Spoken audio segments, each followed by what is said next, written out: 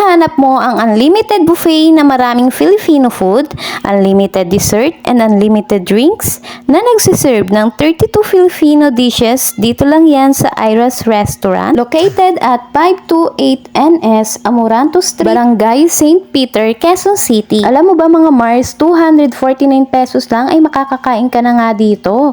249 yung Saturday and Sunday nga lang yan at 399 pesos naman yung regular rate nila.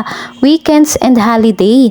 Free for kids below 3 feet, 200 for kids below 4 feet, 320 yung mga senior and PWD. May mga promo din sila mga Mars, 369, 5 plus free. Yung promo rate nga pala nila every weekly except holiday. Daily opening hours nila mga Mars is 6 a.m. to 9 p.m. breakfast buffet. Saturday and Sunday nga yan mga Mars, 9 a.m. to 9 p.m. regular buffet nila. At ang kinagandahan dito mga Mars is continuous buffet sila, kahit anong oras pwede ka pumunta. Sulit na sulit talaga dito mga Mars kasi lahat matitikman mo. Madami kang pagpipilian, may mga meat and vegetables din sila. At kung mahilig ka sa sabaw, nako, ang sarap ng soup nila. Yung time na yon is Goto Batangas ngayong available na soup and papaitan. Halos lahat nga mga Mars ay kinuha ko at tinikman ko. Sobrang sarap talaga ng mga foods nila dito.